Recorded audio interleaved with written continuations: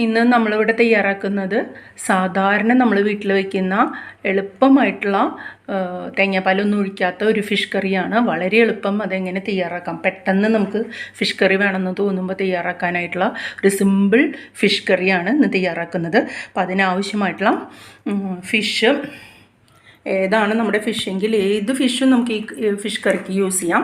ഏത് ഫിഷാണെങ്കിൽ ആ fish clean ചെയ്ത് ശരിയാക്കി എടുക്കാം. അതുപോലെ പിന്നെ നമുക്ക് ആവശ്യമുള്ളത് ഇഞ്ചി, പച്ചമുളക്, ചുമന്നുള്ളിയാണ്, കറിവേപ്പില. പൊടികളായിട്ട് മുളക് പൊടി, മല്ലിപ്പൊടി, മഞ്ഞൾപ്പൊടി, പിന്നെ പുളിക്ക് കുടപ്പുളി, പിന്നെ വെളിച്ചെണ്ണ വേണം, ഉപ്പ്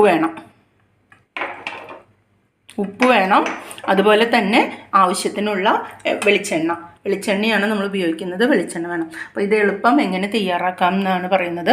ആദ്യം നമ്മൾ ഇത് ഉള്ളി മൂപ്പിച്ച് കാച്ചി നേരെ അതിലേക്ക് തയ്യാറാക്കുകയാണ് ചെയ്യുന്നത്.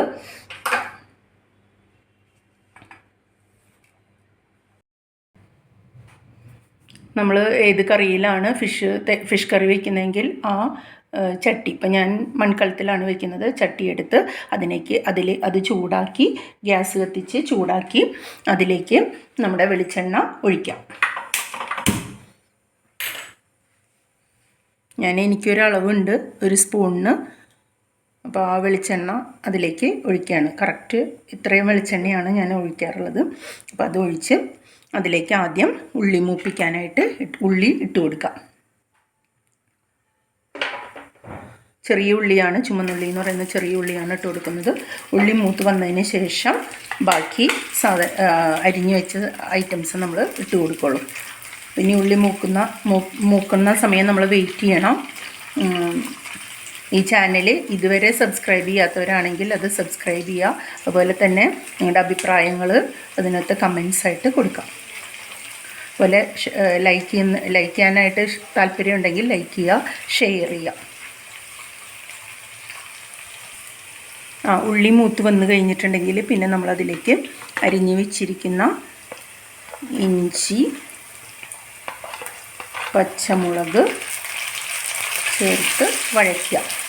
അതിൻ്റെ പച്ചമണം മാറിക്കിട്ടിയാൽ മതി. ഉള്ളി നന്നായി മൂക്കണം. പക്ഷേ ഇഞ്ചിയും വെളുത്തുള്ളിയും പച്ചമണം മാറി ഒന്ന് വഴറ്റി കിട്ടിയാൽ മതി. പച്ചമണം മാറി വഴറ്റിയതിന് ശേഷം നമ്മൾ ഇതിലേക്ക് ആവശ്യമായ പൊടികളാണ് ചേർത്ത് കൊടുക്കുന്നത്. ഞാനിവിടെ 3 സ്പൂൺ മുളക് പൊടി ചേർത്ത് കൊടുക്കുന്നുണ്ട്.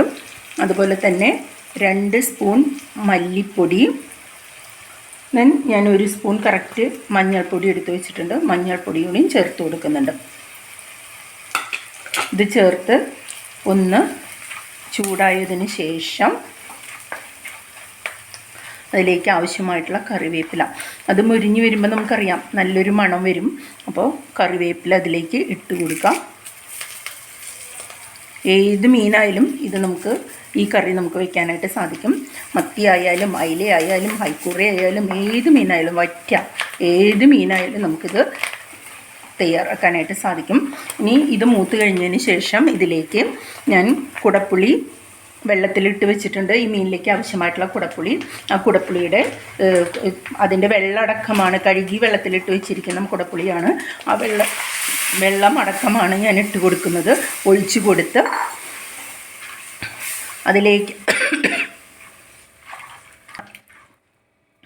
അതിലേക്ക് ആവശ്യമായ മീനിലേക്ക് ആവശ്യമായ വെള്ളം ഒഴിക്കാം. കുറച്ചും കൂടി വെള്ളം വേണമെന്ന് തോന്നുന്നുണ്ട്. ഫിഷ് കുറച്ച് കൂടുതലുണ്ട്. അപ്പോൾ അതിലേക്ക് ആവശ്യമായിട്ടുള്ള വെള്ളം കൂടി ഞാൻ ചേർത്ത് കൊടുക്കുകയാണ്. ഇനി ഇത് തിളച്ചതിന് ശേഷം നമുക്ക് ഇതിലേക്ക് ഫിഷ് ഇട്ട് കൊടുക്കാം. ഉപ്പിട്ട് കൊടുക്കണം. വെള്ളം ഒഴിച്ച് ശരിയാക്കിയതിന് ശേഷമാണ് ഞാൻ ഉപ്പിട്ട് കൊടുക്കുന്നത്. ഇതിലേക്ക് പാകത്തിന് ആവശ്യമായിട്ടുള്ള ഉപ്പിട്ട് കൊടുക്കാം. മുളക് പൊടി നമ്മൾ കാശ്മീരി മുളക് പൊടിയാണെങ്കിൽ കൂടുതൽ ഇട്ട് കൊടുക്കണം. ഞാനിവിടെ സാധാരണ മുളക് പൊടിയാണ് എടുത്തിരിക്കുന്നത്. അപ്പോൾ അത് എനിക്ക് 3 സ്പൂണാണ് ഞാൻ ഇട്ട് കൊടുത്തിരിക്കുന്നത്. നമ്മുടെ എരിവിനനുസരിച്ച് തയ്യാറാക്കാം. കുറച്ചും കൂടി കൂടുതൽ വേണമെന്നുണ്ടെങ്കിൽ കൂടുതൽ ഇട്ട് കൊടുക്കണം. ഫിഷിൻ്റെ അളവനുസരിച്ച് എത്രത്തോളം മീനാണ് നമ്മൾ കറിയിലേക്ക് എടുക്കുന്നത് അതിനനുസരിച്ച് മുളക് നമ്മൾ ശരിയാക്കണം. മല്ലി ഏകദേശം 2-2.5 സ്പൂൺ വരെ ഇട്ടാൽ മതിയാവും. ഇത് തിളച്ചതിന് ശേഷം തിളയ്ക്കാറായിട്ടുണ്ട്. തിളച്ചതിന് ശേഷം നമ്മളിതിലേക്ക് ഫിഷ് ഇട്ട് കൊടുക്കാം. നമ്മൾ ഒഴിച്ച വെള്ളവും അതിലെ എല്ലാ മസാലകളും ചേർന്ന് തിളച്ച് വന്നിട്ടുണ്ട്. ഈ തിളച്ചതിലേക്ക് നമ്മൾ നേരത്തെ കഴുകി വെച്ചിരിക്കുന്ന ഫിഷ് അങ്ങനെ തന്നെ ഇട്ട് കൊടുക്കുകയാണ്. അപ്പോൾ എത്രത്തോളം ഫിഷ് ആണെങ്കിൽ അതിനനുസരിച്ചുള്ള മസാലകൾ നമ്മൾ നേരത്തെ പറഞ്ഞ പോലെ ശരിയാക്കണം. ഞാൻ അതിലേക്ക് ഫിഷ് ഇട്ട് കൊടുക്കുകയാണ്. നമുക്ക് ആവശ്യമുള്ള നമ്മൾ നേരത്തെ ഞാൻ എടുത്തു വെച്ചിരിക്കുന്ന ഫിഷ് ഫുള്ളായിട്ട് ഇതിലേക്ക് ഇട്ട് കൊടുത്തു. ഇനി ഫിഷ് വേവാനായിട്ട് നമ്മൾ വെയിറ്റ് ചെയ്യണം. ഫിഷ് വേവാനായിട്ടുള്ള സമയത്തിനുള്ളിൽ നമുക്ക് അതിലേക്ക് ആവശ്യമായിട്ടുള്ള കുറച്ച് പച്ച വെളിച്ചെണ്ണയും അതുപോലെ തന്നെ ഉലുവപ്പൊടിയും, ഒരു സ്പൂൺ ഉലുവപ്പൊടി ഇടും കൊഴുപ്പിന്. നമ്മൾ വേറെ പാലും വേറെ ഇതൊന്നും ചേർക്കാത്ത കാരണം ഒരു സ്പൂൺ ഉലുവ പൊടിച്ചത് തയ്യാറാക്കി വയ്ക്കാം. ഫിഷ് വെന്ത് പാകമായതിന് ശേഷം അതിലേക്ക് നമ്മൾ ഒരു സ്പൂൺ പച്ച വെളിച്ചെണ്ണ, അതായത് ചൂടാക്കാത്ത വെളിച്ചെണ്ണ അതിൻ്റെ മേലെ നമ്മൾ ചേർക്കുകയാണ്. ഒരു സ്പൂൺ വെളിച്ചെണ്ണ അതിൻ്റെ മേലെ ചേർക്കുകയാണ്. ഒരു സ്പൂൺ വെളിച്ചെണ്ണ ഒഴിച്ച് പിന്നെ അതിലേക്ക് കുറച്ച് ഞാൻ നേരത്തെ പറഞ്ഞിട്ടുണ്ടായിരുന്നു ഉലുവപ്പൊടി. ആ ഉലുവപ്പൊടിയും കൂടി നമ്മളതിലേക്ക് ഇട്ട് കൊടുക്കണം.